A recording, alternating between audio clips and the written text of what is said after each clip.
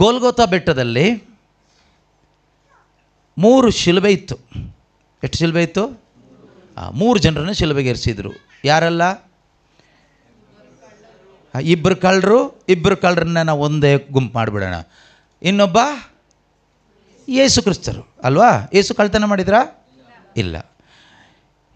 ಈ ಕಳ್ಳರು ನೇತಾಡಿದ್ದು ಯಾವ ಶಿಲುಬೆ ಗೊತ್ತಾ? ಯಾವ ಶಿಲುಬೆ? ಅವರ ಪಾಪದ ಪರಿಣಾಮವಾಗಿ ಅವರಿಗೆ ಸಿಕ್ಕಿದ ಆ ಶಿಲುಬೆ. ಯೇಸು ನೇತಾಡಿದ್ದು ಯಾವ ಶಿಲುಬೆ? ತಾನು ನೀತಿವಂತನಾಗಿ ಜೀವಿಸಿದ್ದಕ್ಕೋಸ್ಕರ, ದೇವರನ್ನು ಮೆಚ್ಚಿಸ್ಲಿಕ್ಕೋಸ್ಕರ, ಬದುಕಿದ್ದಕ್ಕೋಸ್ಕರ ತಂದೆ ದೇವರು ಕೊಟ್ಟ ಶಿಲುಬೆ. ಸರಿಯಾಗಿ ಅರ್ಥ ಮಾಡ್ಕೋಬೇಕು. ಯೇಸು ಹೊತ್ತಿದ್ದು ಪಾಪದ ಶಿಲುಬೆ ಅಲ್ಲ. ಶಿಲುಬೆ ಮರಣದ ಮುಖಾಂತರ ನಮ್ಮ ಪಾಪ ಪರಿಹಾರ ಮಾಡಿದರು. ಆದರೆ ಯೇಸುಗೆ ಸಿಕ್ಕಿದ ಶಿಲುಬೆ ಸೈನಿಕರು ಹೊರಿಸಿದ್ದಲ್ಲ, ತಂದೆ ದೇವರು ಹೊರಿಸಿದ್ದು. ಯಾವ ಕಾರಣಕ್ಕೋಸ್ಕರ ಅದು? ತಾನು ನೀತಿವಂತನಾಗಿ ಬದುಕಿದ್ದಕ್ಕೋಸ್ಕರ, ನಮ್ಮ ರಕ್ಷಣೆಗಾಗಿ, ಮನುಕುಲದ ರಕ್ಷಣೆಗಾಗಿ ಅವರಿಗೆ ಸಿಕ್ಕಿದ ಶಿಲುಬೆ. ಆದರೆ ಕಳ್ಳನಿಗೆ ಸಿಕ್ಕಿದ ಶಿಲುಬೆ ದೇವರ ಚಿತ್ತಕ್ಕೆ ವಿರುದ್ಧವಾಗಿ ಬದುಕಿದ್ದಕ್ಕೆ, ತಮ್ಮ ಸ್ವಂತ ಇಚ್ಛೆ ಪ್ರಕಾರ ಬದುಕಿದ್ದಕ್ಕೆ ಅವರಿಗೆ ಸಿಕ್ಕಿದ ಮರಣ, ಅವರ ಪಾಪದ ಪ್ರತಿಫಲ ಆ ಶಿಲುಬೆ ಮರಣ. ಆದರೆ ಯೇಸು ಕ್ರಿಸ್ತರಿಗೆ ಸಿಕ್ಕಿದ ಶಿಲುಬೆ ಅವರು ದೇವರ ಚಿತ್ತದ ಪ್ರಕಾರ ಜೀವಿಸಿದ್ದರ ಪ್ರತಿಫಲವಾಗಿ ಸಿಕ್ಕಿದ್ದು ಆ ಶಿಲುಬೆ. That is Christian cross. ಆದ್ದರಿಂದ ಪ್ರೀತಿಯ ಸಹೋದರ ಸಹೋದರಿಯರೇ, ಯಾವಾಗ ಈ ಯೇಸು ಕ್ರಿಸ್ತನ ಈ ಶಿಲುಬೆ ನಮಗೆ ಸಿಗ್ತದೆಯೋ, ಖಂಡಿತವಾಗಲೂ ಅದು ನಮ್ಮನ್ನು ರಕ್ಷಣೆ ಕಡೆಗೆ ಕರ್ಕೊಂಡು ಹೋಗುತ್ತೆ. When you are carrying a Christian cross, ಕ್ರೈಸ್ತ ವಿಶ್ವಾಸಿ ಆಗಿದ್ದಕ್ಕೋಸ್ಕರ ನಿನಗೆ ಶಿಲುಬೆ ಸಿಕ್ಕಿದರೆ ಅದು ನಿನ್ನನ್ನು ನಿತ್ಯ ಜೀವಕ್ಕೆ ಕರ್ಕೊಂಡು ಹೋಗುತ್ತೆ. ಕ್ರೈಸ್ತ ವಿಶ್ವಾಸಿ ಅಲ್ಲದೆ ಇದ್ದವ್ರಿಗೆ ಶಿಲುಬೆ ಇದೆಯಾ ಕೇಳಿದರೆ ಖಂಡಿತ ಇದೆ. ಕಳ್ತನ ಮಾಡಿದ್ದಕ್ಕೆ, ದರೋಡೆ ಮಾಡಿದ್ದಕ್ಕೆ ಅವ್ರಿಗೆ ಶಿಲುಬೆ ಹಾಕಿದ್ರಲ್ವಾ? ಅವ್ರು ಮಾಡಿದ ಪಾಪದ ಪ್ರತಿಫಲವಾಗಿ ಶಿಲುಬೆ ಇದೆ. ಆ ಶಿಲುಬೆಯಲ್ಲಿ ಕರ್ಕೊಂಡು ಹೋಗುತ್ತೆ, ಡಿಪ್ರೆಷನ್ಗೆ ಕರ್ಕೊಂಡು ಹೋಗುತ್ತೆ, ಮರಣಕ್ಕೆ ಕರ್ಕೊಂಡು ಹೋಗುತ್ತೆ. ಒಂದು ವಾಕ್ಯ ಇದೆ, ಅದನ್ನು ಓದ್ಬಿಡೋಣ. 2 ಕೊರಿಂಥಿಯನ್ಸ್ 2 ಕೊರಿಂಥ ಅಧ್ಯಾಯ 7 ವಾಕ್ಯ 10. 2 ಕೊರಿಂಥಿಯನ್ಸ್ ಚಾಪ್ಟರ್ 7 ವರ್ಸ್ 10. ಓದ್ತೀರಾ ಯಾರಾದರೂ? ದೇವರ ಚಿತ್ತಾನುಸಾರ ಬಂದೊದಗುವ ದುಃಖವು ಶಿಲುಬೆ ಅಂತ, ಆ ದುಃಖ ತೆಗೆದು ನಾನು ಶಿಲುಬೆ ಅಂತ ಹಾಕ್ಬಿಡ್ತೀನಿ. ಏನು ತಪ್ಪೇನೂ ಆಗೋದಿಲ್ಲ. ಡೋಂಟ್ ವರಿ, ಟೆನ್ಷನ್ ಏನು ಮಾಡ್ಕೋಬೇಡಿ, ಆಯಿತಾ? ದೇವರ ಚಿತ್ತಾನುಸಾರ ಸಿಗುವಂಥ ಶಿಲುಬೆಗಳು ಹೃದಯ ಪರಿವರ್ತನೆಗೆ ಕಾರಣವಾಗುತ್ತದೆ, ಜೀವೋದ್ಧಾರಕ್ಕೆ ಎಡೆ ಮಾಡುತ್ತದೆ. ಜೀವೋದ್ಧಾರಕ್ಕೆ, it will lead us to salvation. Okay. ದೇವರ ಚಿತ್ತಾನುಸಾರ ಬರುವ ಕಷ್ಟ, ಸಂಕಟಗಳು, ಅವಮಾನಗಳು, ತಿರಸ್ಕಾರಗಳು, ವಧೆಗಳು, ಏಟುಗಳು, ಪೆಟ್ಟುಗಳು, ಅದು ನಮ್ಮನ್ನು ಮಾನಸಾಂತರ ಪಡಿಸ್ತದೆ, ರಕ್ಷಣೆಗೆ ಕರ್ಕೊಂಡು ಹೋಗುತ್ತಂತೆ, ಅಮರ ಜೀವಕ್ಕೆ ಕೊಂಡೊಯ್ಯುತ್ತಂತೆ. That means no cross, no salvation. ಶಿಲುಬೆ ಇಲ್ಲದೆ ರಕ್ಷಣೆ ಇಲ್ಲ. ನಮಗೆ ಶಿಲುಬೆ ಇಲ್ಲದ ಒಂದು ಕ್ರೈಸ್ತ ಜೀವನ ಬೇಕು. ಅದಕ್ಕಾಗಿ ಪ್ರಾರ್ಥನೆ ಮಾಡೋದು ಇವತ್ತು. ಶಿಲುಬೆ ಇಲ್ಲದ ಕ್ರೈಸ್ತ ಜೀವನ ಬೇಕು. ಶಿಲುಬೆ ಇಲ್ಲದ ಕ್ರೈಸ್ತ ಜೀವನನೇ ಇವತ್ತು ಅನೇಕ ಕಡೆ ಬೋಧನೆ ಮಾಡ್ತಾ ಇದ್ದಾರೆ. ಡಿಸೆಪ್ಷನ್ ನಡೀತಾ ಇದೆ ಪ್ರಪಂಚದಲ್ಲಿ. ಎಲ್ಲ ಧ್ಯಾನ ಕೇಂದ್ರಗಳಲ್ಲಿ ಅಂತ ನಾನು ಹೇಳೋದಿಲ್ಲ, ಅನೇಕ ಧ್ಯಾನ ಮಂದಿರಗಳಲ್ಲಿಯೂ, ಅನೇಕ ಪ್ರಾರ್ಥನಾ ಗ್ರೂಪ್ಗಳಲ್ಲಿಯೂ, ಸಭೆಗಳಲ್ಲಿಯೂ ಇವತ್ತು ನಡೆಯುತ್ತಿರುವ ಬೋಧನೆ ಏನು ಅಂದರೆ, ಶಿಲುಬೆ ಇಲ್ಲದೆ ಜೀವಿಸುವ ಕ್ರೈಸ್ತ ಜೀವನ ಅಂದರೆ ಕಷ್ಟ ಇಲ್ಲದೆ ಇರುವ ಕ್ರಿಶ್ಚಿಯನ್ ಲೈಫ್. ಅದು ದೇವರ ಆತ್ಮನಿಗೆ ವಿರುದ್ಧವಾದದ್ದು. ಯೇಸು ಕ್ರಿಸ್ತರ ಬೋಧನೆ ಅಲ್ಲ, ಅಪೊಸ್ತಲರ ಬೋಧನೆ ಅಲ್ಲ. ಯೇಸುವಿನ ಬೋಧನೆ ಏನು? ಈ ಲೋಕದಲ್ಲಿ ನಿಮಗೆ ಕಷ್ಟ ಸಂಕಟಗಳು ತಪ್ಪಿದ್ದಲ್ಲ, ಧೈರ್ಯವಾಗಿರಿ. ಅದು ಯೇಸುವಿನ ಬೋಧನೆ. ಅಪೊಸ್ತಲರ ಬೋಧನೆ ಏನು? ನಿಜವಾದ ಕ್ರೈಸ್ತ ವಿಶ್ವಾಸಿಯಾಗಿ ಬದುಕಲು ಆಶಿಸುವ ಪ್ರತಿಯೊಬ್ಬನು ಹಿಂಸೆಗೆ ಒಳಗಾಗುತ್ತಾನೆ. ಪೌಲರು ತಿಮೋತಿಗೆ ಮಾಡಿದ ಬೋಧನೆ. ಪ್ರೇಷಿತರ ಕಾರ್ಯಕಲಾಪ ನೋಡಿದರೆ ಅಲ್ಲಿ ಯೇಸುವನ್ನು ನಂಬಿದವರಿಗೆಲ್ಲರಿಗೂ ಕಷ್ಟ ಕಷ್ಟ ಕಷ್ಟ. ಶಿಲುಬೆ ಅದು ಏನು ಮಾಡ್ತಾಯಿತ್ತು? ಕಷ್ಟ ಬಂದಷ್ಟು ಪ್ಯೂರಿಫಿಕೇಷನ್ ಆಗ್ತಾಯಿತ್ತು. ಜನ ಮಾನಸಾಂತರ ಪಡ್ತಾಯಿದ್ರು. ಮಾನಸಾಂತರ ಮತ್ತು ಇನ್ನೂ ಅವರಿಗೆ ದಾಹ ಅಧಿಕವಾಗ್ತಾಯಿತ್ತು, ಅವರಲ್ಲಿ ತವಕ ಅಧಿಕವಾಗ್ತಾಯಿತ್ತು. ಇನ್ನೂ ಯೇಸುವಿಗಾಗಿ ಬದುಕಬೇಕು, ಇನ್ನೂ ಏನಾದರೂ ಮಾಡಬೇಕು. ನೋಡಿ, ಈ ವಾಕ್ಯದ ಮುಂದೆನೇ ಇದೆ. ಈ ವಾಕ್ಯದ ನೆಕ್ಸ್ಟ್ ವರ್ಸಲ್ಲಿ ನಿಮಗೆ ಅದು ಓದಲಿಕ್ಕಾಗುತ್ತೆ.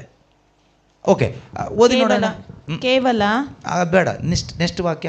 ಕೇವಲ ಪ್ರಾಪಂಚಿಕವಾದ ಅದಲ್ಲಮ್ಮ, ನೆಕ್ಸ್ಟ್ ವಾಕ್ಯ. ದೇವರ ಚಿತ್ತಾನುಸಾರವಾದ ನಿಮ್ಮ ದುಃಖದಿಂದ ಎಂಥ ಶ್ರದ್ಧೆ ಉಂಟಾಗಿದೆ ಎಂಬುದನ್ನು ಗಮನಿಸಿ ನೋಡಿರಿ. ನಿಮ್ಮಲ್ಲಿ ಎಂಥ ಉತ್ಸಾಹ ದೋಷ ವಿಮುಕ್ತರಾಗಲು ಎಂಥ ಪ್ರಯಾಸ, ಎಷ್ಟು ರೋಷ, ಎಷ್ಟು ಆವೇಶ, ಎಷ್ಟು ಎಚ್ಚರಿಕೆ, ಎಷ್ಟು ಹಂಬಲ, ತಪ್ಪಿತಸ್ಥರನ್ನು ಶಿಕ್ಷಿಸಲು ಎಷ್ಟು ಕಟ್ಟುನಿಟ್ಟು, ನೀವು ನಿರ್ದೋಷಿಗಳೆಂಬುದಕ್ಕೆ ಇವೆಲ್ಲವೂ ಸಾದೃಶ್ಯಗಳಾಗಿವೆ.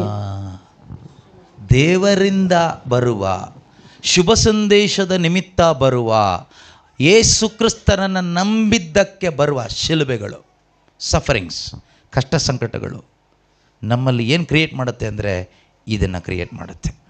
ಎಷ್ಟು ಒಳ್ಳೆಯದಲ್ವಾ?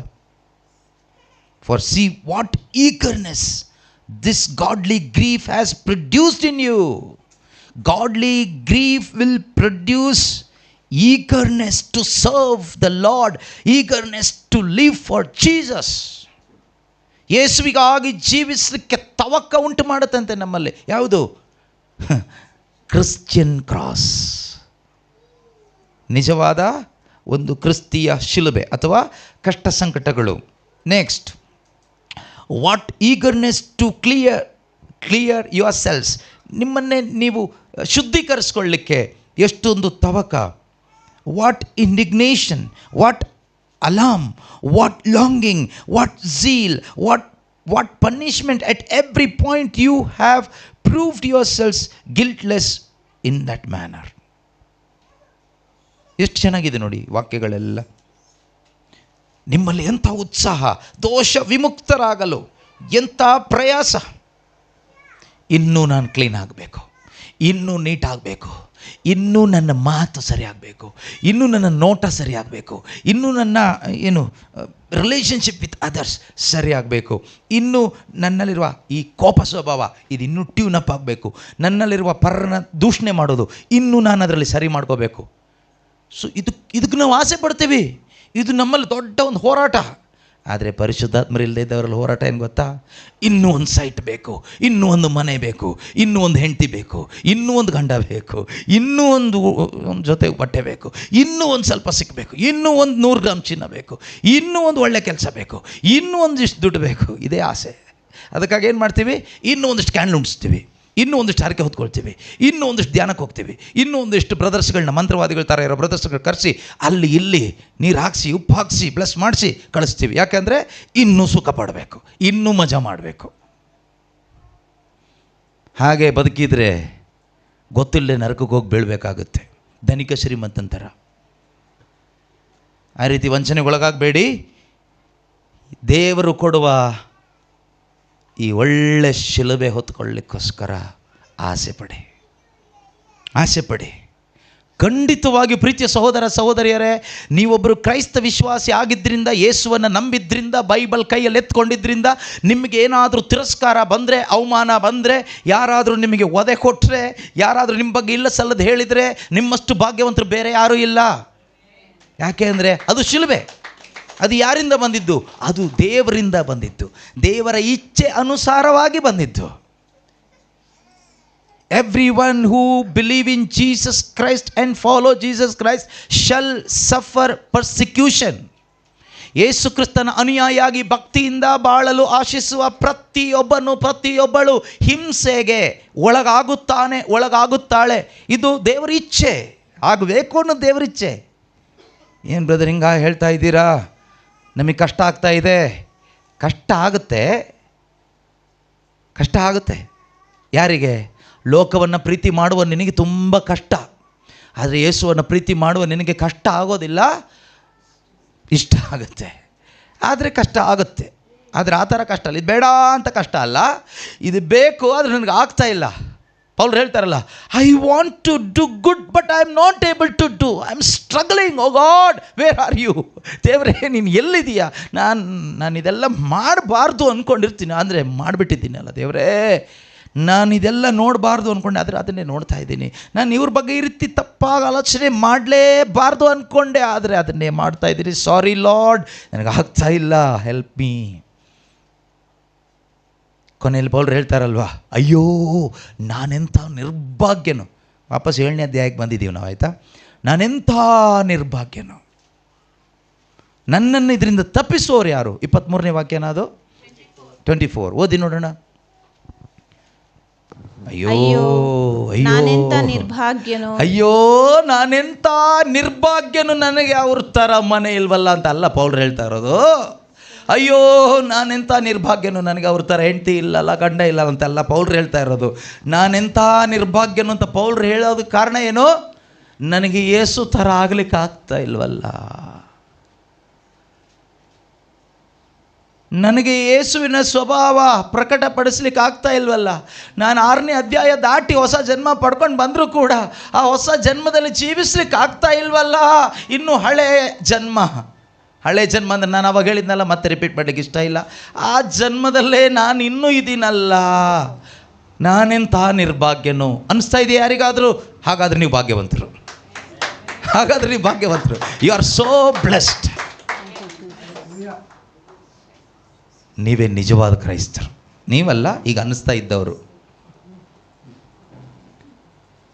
ಅದು ಬಿಟ್ಬಿಟ್ಟು ಅಯ್ಯೋ ಅವರೆಲ್ಲ ಮನೆ ಕಟ್ಟಿದ್ರು, ನಮ್ದಿನ್ನು ಮನೆ ಆಗಿಲ್ವಲ್ಲ ಅಂತ, ಅಯ್ಯೋ ನಾನೆಂಥ ನಿರ್ಭಾಗ್ಯನು ಅಂತ ನೀವು ಯಾರಾದರೂ ಒಳಗಡೆ ಕೊರಗೋದಾದರೆ ನಿಮ್ಮಂಥ ನಿರ್ಭಾಗ್ಯರು ಬೇರೆ ಯಾರೂ ಇಲ್ಲ. ನೀವು ಬದುಕಿರೋದೇ ಒಂದು ದೊಡ್ಡ ವೇಸ್ಟ್. ಹಾಗಂತ ಸಾಯಬೇಡಿ, ಮಾನಸಾಂತರ ಪಟ್ಟು ನಿತ್ಯ ಜೀವ ಪಡ್ಕೊಳ್ಳಿ, ಪರಿಶುದ್ಧಾತ್ಮನ ಪಡ್ಕೊಳ್ಳಿ. ಸಾಯಬೇಡಿ ಅಂತ ಯಾಕೆ ಹೇಳಿದೆ ಅಂದರೆ ಆಲ್ರೆಡಿ ಸತ್ತೇ ಇದ್ದೀರ, ಇನ್ನು ಸಾಯೋದಲ್ಲಿ. ವೆಯ್ಟಿಂಗ್ ಫಾರ್ ಡಿಸ್ಪೋಸಲ್, ಅಷ್ಟೇ. Keep the heading, waiting for disposal,